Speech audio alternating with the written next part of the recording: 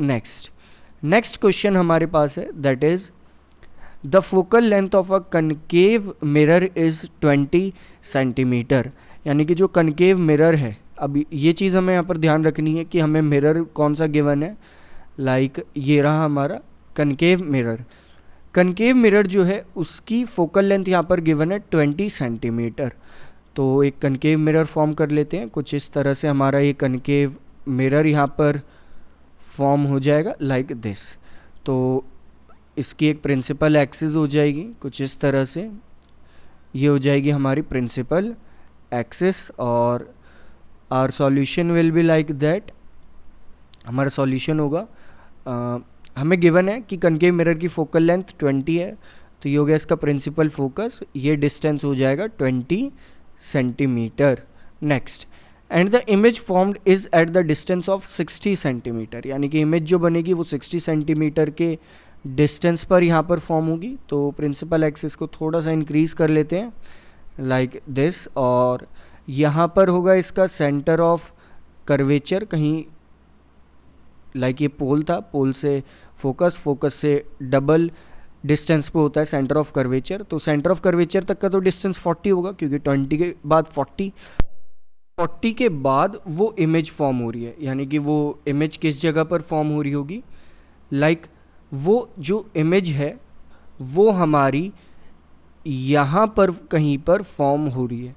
यानी कि इमेज हमारी फॉर्म हो रही है दैट इज़ बियॉन्ड सी, यानी कि बियॉन्ड सेंटर ऑफ कर्वेचर। और जब आप रे डायग्राम अगर देखें तो ऐसा कब होता है कि beyond centre of curvature image form हो, जब object between C and F यहाँ पर होता है।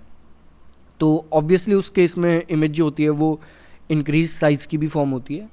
तो यहाँ से आप कह तो ये सकते हैं कि ऑब्जेक्ट जो होगा वो एक तरह से बिटवीन सी एंड एफ होगा। इमेज फॉर्मेशन आप अपने आप कर सकते हैं, तो इसे कंप्लीट कर लेना। नेक्स्ट, लेकिन अगर हम यहाँ पर कुछ चीज़ें देखें, लाइक हमें यहाँ पर एफ गिवन है फोकल लेंथ जो कि -20 सेंटीमीटर होगी।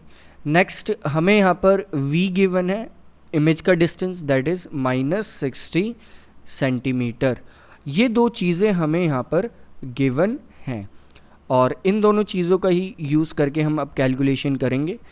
कैलकुलेट एक्चुअली में हमें क्या करना है, यू कैलकुलेट करना है कि यू कितना होगा, यानी कि ऑब्जेक्ट कितनी दूर रखा गया है पोल से।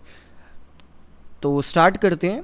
मिरर फार्मूला होता है that is 1/f equal 1/v plus 1/u, और ये हो जाएगा हमारे पास that is 1/-20 equal 1/-60 plus 1/u। तो ये आ जाएगा लाइक 1/60 माइनस 1/20 इक्वल 1/u, और एलसीएम आ जाएगा इसका लाइक 60, और यहाँ आ जाएगा हमारे पास दैट इज़ 1-3 इक्वल 1/u। तो u हमारा यहाँ से आ जाएगा दैट इज़ इसे पहले 1/u ही लिख लेते हैं ताकि कन्फ्यूजन ना हो। दैट इज़ -2/60 आ जाएगा 1/u। तो u हमारा यहाँ से इक्वल आ जाएगा -60/2, और ये होगा दैट इज़ -30 सेंटीमीटर के इक्वल। सो यूँ हमारा कैलकुलेट हो गया -30 सेंटीमीटर। अब आप ये चेक भी कर सकते हैं कि क्या आपने जो यहाँ पर न्यूमेरिकल करा वो सही है या नहीं है। लाइक अगर आप देखें माइनस का मतलब पोल से लेफ़्ट साइड है आपका ऑब्जेक्ट, तो फर्स्ट चीज़ तो आपकी करेक्ट है। नेक्स्ट यहाँ पर गिवन है 30 वाला डिस्टेंस कहाँ होगा, 20 तक तो ये यहाँ से यहाँ तक प्रिंसिपल फोकस ही है। 10 और एक्स्ट्रा 30 ऑब्जेक्ट का डिस्टेंस हो जाएगा, और ये 40 से कम भी है क्योंकि 40 पर तो फिर सेंटर ऑफ कर्वेचर आ जाता, और 30 से लेके 20 तक का डिस्टेंस ही हमारा एक तरह से बिटवीन सी एंड एफ कहलाता है। तो 40 से लेके 20 तक का डिस्टेंस हमारा सी एंड एफ है, और ये ऑब्जेक्ट 30 पर रखा है, तो ऑब्वियसली ये सी एंड एफ के बीच में ही होगा।